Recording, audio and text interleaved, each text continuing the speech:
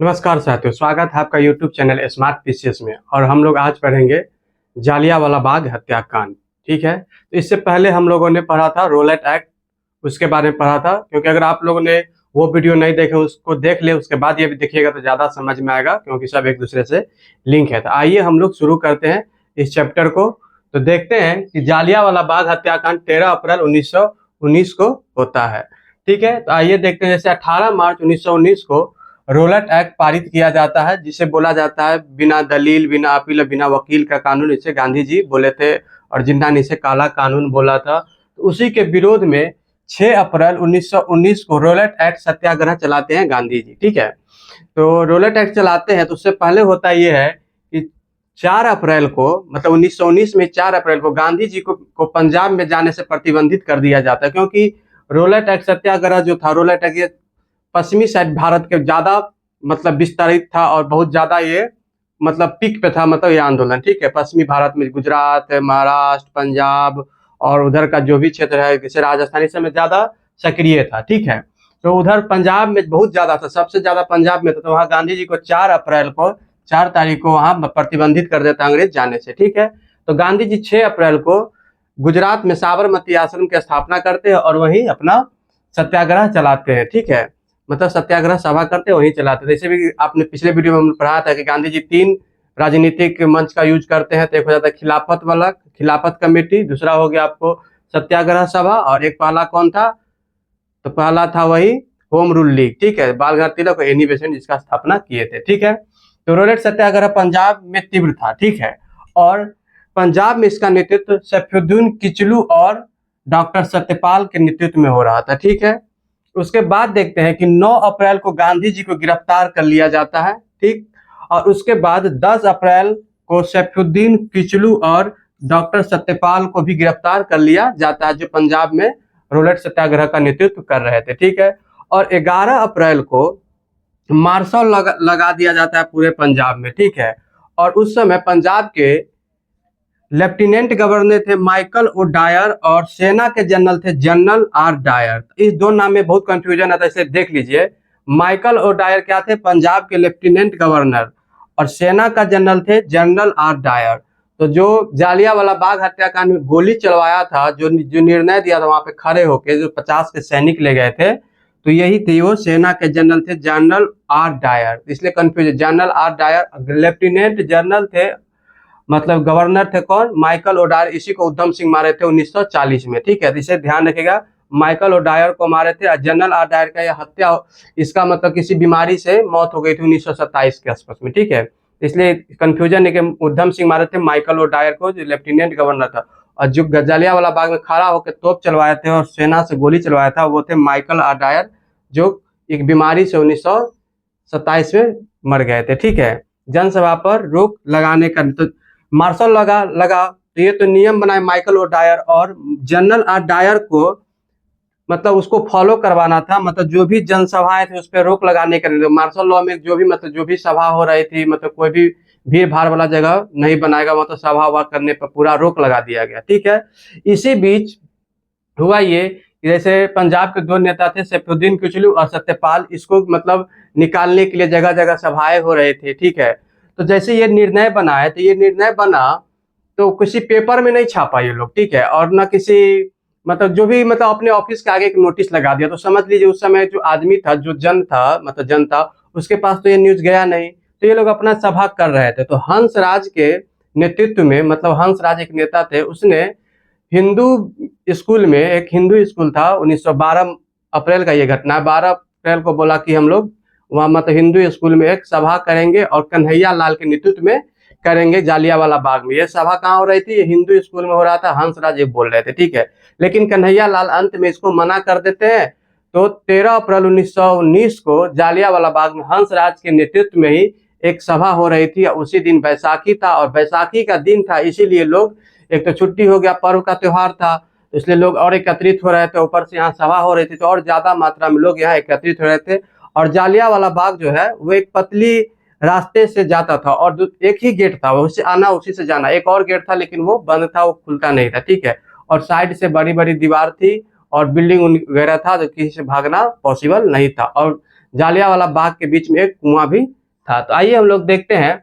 तो पंजाब में दो लोकप्रिय नेताओं थे, सैफुद्दीन किचलू और सत्यपाल, को गिरफ्तार किया गया इसके लिए भी था, और ब्रिटिश दमन के विरोध करने के लिए भी 13 अप्रैल 1919 को बैसाखी के दिन अमृतसर के जालियांवाला बाग में एक सार्वजनिक सभा बुलाई गई थी। ठीक है, और किसके? हंसराज के नेतृत्व में। ठीक है, जहां जनरल आर डायर ने निहत्थी शांतिपूर्ण भीड़ पर गोलियां चलवाकर हजारों लोगों की हत्या करवाई। कहा जाता है कि 1650 राउंड गोली चला था। ठीक है, जब तक गोली खत्म नहीं हो गया तब तक गोली चलते रहा था। ठीक है, और सभी लोग इधर उधर भाग रहे थे, लेकिन दीवार उतनी ऊंची थी कि कहीं कोई नहीं भाग पाया वहीं पे। और एक कुआं भी था, उसमें भी लोग कूद गए जान बचाने के लिए, लेकिन उसी में वो मर गए, मतलब सांस नहीं ले पाए, सफोकेशन हो गया था, इसलिए मर गए। और जो भी लोग एक बचे थे, कुछ घायल थे, तो वो मतलब जो गोली लग के मर जाते थे उसके अंदर दबे थे, वही उसमें बचे थे। तो इस तरह से उन्होंने शांतिपूर्ण मतलब भीड़ पे गोलियां चलाकर जनरल आर डायर चलवाए थे। ठीक है, इसे ध्यान रखिएगा। और हजारों लोगों की मृत्यु हो गई थी उसमें। ठीक है, हजारों लोगों की मृत्यु हो गई थी। ऐसे तो ब्रिटिश बोले थे 379 लोगों की मृत्यु हुई थी, लेकिन जब कांग्रेस अपना रिपोर्ट बनाया था उसमें लगभग 1000 लोग की बोला था, लेकिन हजारों लोगों की हत्या हुआ था। फिर उसके बाद देखते हैं कि विभिन्न लोगों ने जालियांवाला बाग हत्याकांड को मतलब क्या क्या पुकारे थे इस घटना को। ठीक है, तो लाला लाजपत राय ने इस बारे में कहा था, जालियांवाला बाग हत्याकांड के बारे में, कि इस वर्ष को सुधारों के लिए नहीं बल्कि इस हत्याकांड के लिए जाना जाएगा। मतलब यह एक सुधार का वही वर्ष है जैसे 1919 में मार्कटेंडू चेम्सफोर्ड जो रिपोर्ट आया था उसके लिए नहीं जाना जाएगा, मतलब वो सुधार के लिए था, तो उसके लिए नहीं जाना जाएगा बल्कि इस हत्याकांड के लिए इस वर्ष को जाना जाएगा, यह लाला लाजपत राय कहे थे। वेलेंटाइन चिरोल इन्होंने काला दिवस कह के इस घटना को पुकारा था। वेलेंटाइन चिरोल वही है जिन्होंने बाल गंगाधर तिलक को अशांति बोले थे, भारत में अशांति का जनक यही है, मतलब बाल गंगाधर तिलक, वेलेंटाइन चिरोल ने कहा, तो उन्हीं ने हत्याकांड को क्या बोला था? काला दिवस। दीन बंधु एंड्रूज, यह एक अंग्रेज थे जो थोड़ा अच्छा सोचते थे भारतीय के लिए, तो उन्होंने क्या बोला था? जानबूझकर की गई हत्या बोला था इसे। ठीक है, तो इसे ध्यान रखिए क्योंकि पीटी एग्जाम में से क्वेश्चन बन सकते हैं। ठीक है, रहता ही है। मोहम्मद अली जिन्ना इसे कत्लेआम कहकर जनसभा की थी, मतलब जालियांवाला बाग हत्याकांड को कत्लेआम कहकर जनसभा की थी। और इस घटना के बाद जो विभिन्न उपाधियां मिले थे भारतीयों को उसने त्याग दिया। जैसे रविन्द्रनाथ टैगोर ने सर नाइटहुड की उपाधि वापस कर दी जो 1916 में इन्हें मिला था सम्राट के द्वारा। ठीक है, मतलब ब्रिटिश सम्राट के द्वारा इसे मिला था 1916 में इन्हें, जो त्याग दिए थे जालियांवाला बाग हत्याकांड के बाद। सरोजनी नायडू ने कैसर हिंद की उपाधि भी वापस कर दी, इन्हें मिला था 1908 में हैदराबाद में बाढ़ के लिए जो कुछ सुरक्षा की थी उसके लिए मिला था कैसर हिंद की उपाधि, सरोजनी नायडू त्याग दी।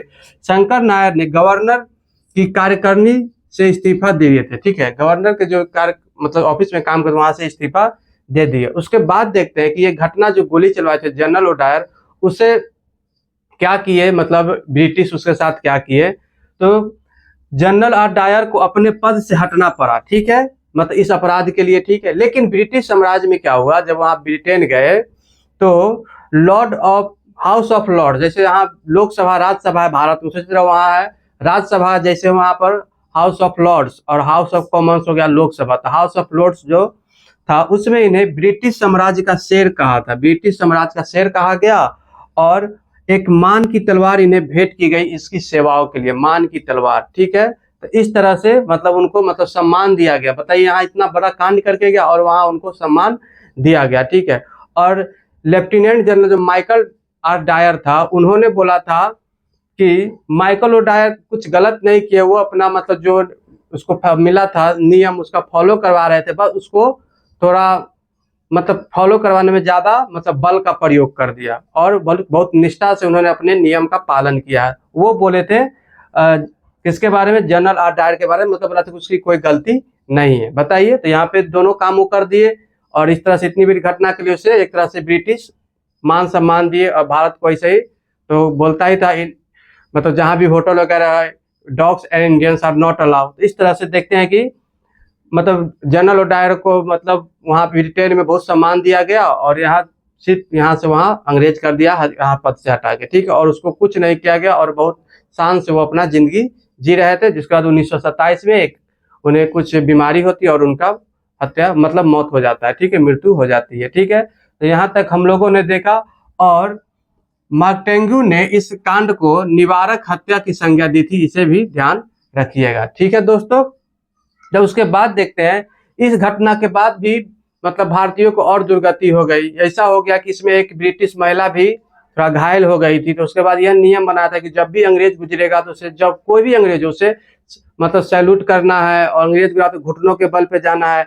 वो महिला जो घायल हुई थी उसके मतलब उससे ऐसा नियम बना दिया था कि जब वो सामने से जाए तो उसके सामने से अगर कोई भारतीय गुजरे तो पेट के बल लेट के उसके सामने से गुजरना है, मतलब खड़ा होकर नहीं जाना। इस तरह से दुर्गति हुई थी, बहुत शोषण किया गया था उसके बाद, और लोग की बहुत स्थिति अकाल पड़ने लगी, मृत्यु मरने लगे खाने। तो एक जमींदार थे हर किशन लाल, वो लंगर चला दिया, आदमी को दया आ गया तो उनको, तो उसमें वो खाने पीते लगे। तब उसको पता चला ब्रिटिश को, तो उन्होंने उनको मतलब जेल कर दिया और काला पानी का सजा दिया, और उनका जो भी संपत्ति था उसे कब्जा कर लिए, मतलब अपना कर लिए, ठीक है। उसके बाद एक कोष समिति का गठन किया गया, जिसे चंदा देके इकट्ठा करते तो लोगों को सेवा किया जाता था, जिसमें लाडो रानी जो मोतीलाल नेहरू के भांजे का वाइफ था, उन्होंने इसमें सक्रिय रूप से काम किया था। तो इससे यह भी क्वेश्चन पूछा जाता है कि एक कोष समिति बना था, उसका मतलब लाडो रानी कौन थी, तो आप बोलिएगा, तो आप इस क्वेश्चन को आप सॉल्व कर सकते हैं कि उन्होंने भी इस मतलब कोष समिति में काम किए थे और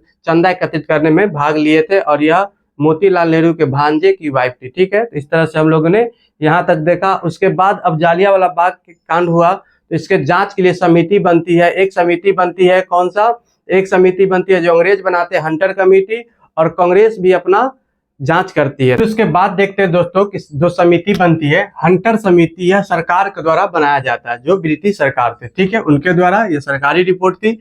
और कांग्रेस का जो रिपोर्ट था उसे तहकीकात कमेटी कही गई थी। क्या कहा गया था, तहकीकात कमेटी किया गया था, तो कांग्रेस रिपोर्ट तैयार किए थे, ठीक है। तो इसके अध्यक्ष थे लॉर्ड हंटर, और एक 8 सदस्य भी थे इसमें, और लॉर्ड हंटर के अलावा 8 सदस्य थे, जिसमें 5 अंग्रेज और 3 भारतीय थे। तो इस 3 भारतीय के बारे में आपका नाम जानना चाहिए, क्योंकि पीटी में से क्वेश्चन बन सकते हैं। तो कौन कौन थे, जैसे एक थे चमन लाल सितलवार, और दूसरा थे जगत नारायण, और तीसरा थे साहबजादा सुल्तान अहमद। तो ये तीनों थे भारतीय थे, ठीक है, इस कमेटी में, ठीक। और उसका इसका परिणाम क्या हुआ, तो इन्होंने कहा कि 369 लोग ही मारे गए, ठीक है, और 1200 लोग घायल हुए, ठीक है। और जनरल डायर का जो गोली चलवाए थे, जनरल डायर को निर्दोष माना, इन्होंने निर्दोष माना था जनरल डायर को, मतलब हंटर कमेटी ने। अब मार्शल लॉ को जायज बताया था, ठीक है। तो इस रिपोर्ट में पूरा अंग्रेज के फेवर में था ये, ठीक है। और यहाँ देखते हैं कि तहकीकात कांग्रेस का जो रिपोर्ट था, इसमें जो ज्ञापन लिखना था ये गांधी जी को दिया गया था। इसमें ज्ञापन लिखने की बात किसको कहा गया था, गांधी जी को रिपोर्ट तैयार करने के लिए बोला गया था, गांधी जी को। तो ये याद रखिएगा, रिपोर्ट तैयार करने के लिए बोला गया था, रिपोर्ट तैयार, ठीक है। तो इसे ध्यान है, गांधी जी को रहा था। इसके अध्यक्ष थे मदन मोहन मालवीय, और 9 सदस्य थे, ठीक है। और देखते हैं कि जनरल और डायर को यह इन्होंने जिम्मेदार बोला था, डायर को, जनरल डायर को इन्होंने जिम्मेदार माना और सजा देने की बात कही थी ये, ठीक है। और उसके बाद मृतकों के लिए आर्थिक सहायता, जिसके भी फैमिली से कुछ लोग मरे हैं मृत, उसको आर्थिक सहायता की बात किए थे। कौन, तहकीकात कमेटी जो कांग्रेस के द्वारा बनाया गया था, ठीक है। और उसके बाद देखते हैं कि जब अंग्रेज ये लाते हैं, मतलब जनरल डायर को जांच चढ़ाते हैं, और हाउस ऑफ लॉर्ड्स में उनको सम्मान दिया जाता है, ब्रिटेन का शेर कहा जाता है, और मान का तलवार दिया जाता है। तो इस तरह से देखते हैं कि अंग्रेज का नीयत अब इस खुल जाता है इस समय भारतीयों के प्रति कि ये क्या सोचते हैं। वो इसी तरह भारतीयों को कुत्ता समझते थे, मतलब हम लोग को कुत्ता समझते थे भारतीयों को, और इसमें उसकी नीयत खुल जाती है। अब भारतीयों का आंख खुल जाता है, ठीक है। तब भारतीय इसके बाद क्या करते हैं, असहयोग आंदोलन की बात करते हैं। तब देखते हैं 1919 के बाद 1920 में असहयोग आंदोलन गांधी जी चलाते हैं। तो इसी का परिणाम था असहयोग आंदोलन, और भी परिणाम था खिलाफत आंदोलन, ये सब का एक परिणाम था वो असहयोग आंदोलन। तो यहाँ से शुरू होता है, तो हम आगे हम लोग पढ़ेंगे असहयोग आंदोलन, ठीक है। उसके बाद देखते हैं कि उधम सिंह 1940 में मतलब माइकल डायर को गोली मार देते हैं। जब जालियांवाला बाग हत्याकांड हुआ था तो ये 14-13 वर्ष का मान लीजिए रहते हैं, या 16 वर्ष का रहे होंगे, ठीक है, मतलब छोटे आयु में थे। तो उन्होंने एक प्रत्यक्षदर्शी थे, मतलब उन्होंने इस कांड को अपनी आंखों से वहां देखा था, और उसी समय ये प्रण लिया था कि जिस सभा में इसने गोली चलवाई उस सभा, इसी को भी हम सभा में ही मारेंगे, ठीक है। इसके लिए उन्होंने 1933 में मतलब किसी न किसी रास्ते से, पैसा वैसा तो इतना था नहीं, तो किसी न किसी रास्ते से वो लंदन पहुंचते हैं 1933 में, ठीक है। और उसके बाद वहीं एक बंदूक का जुगाड़ कहीं से करते हैं और उसके बाद 1940 में कैक्सटन हॉल में माइकल ओडायर को गोली मारकर हत्या कर देते हैं और इस तरह से अपना बदला पूरा करते हैं और उसके बाद इनको फांसी हो जाती है 1940 में ही, जुलाई के आसपास में, ठीक है। तो इस तरह से इसे ध्यान रखिएगा दोस्तों। और ये नहीं है कि 1940 में ही मारे, उससे पहले भी इनको मौका मिला था माइकल डायर को मारने का, ठीक है। लेकिन ये सोचे हुए थे कि हम इसको सभा में ही मारेंगे, तो इसलिए उस दिन एक सभा में थे माइकल ओडायर और उसी दिन इसको 1940 में इसको मार दिए थे, ठीक है। तो इस तरह से इसे ध्यान रखिएगा दोस्तों। तो इस तरह से हम लोगों ने जालियांवाला बाग हत्याकांड पढ़ लिया, तो आप लोग को समझ में जरूर आया होगा, आशा करते हैं। तो आप लोग इस चैनल को सब्सक्राइब कर ले और दोस्तों को शेयर जरूर करें ये वीडियो, ठीक है। और कोई दिक्कत हो तो कमेंट करें। इस चैनल से जुड़ने के लिए धन्यवाद। तो मिलते हैं हम लोग नेक्स्ट वीडियो में। Thank you.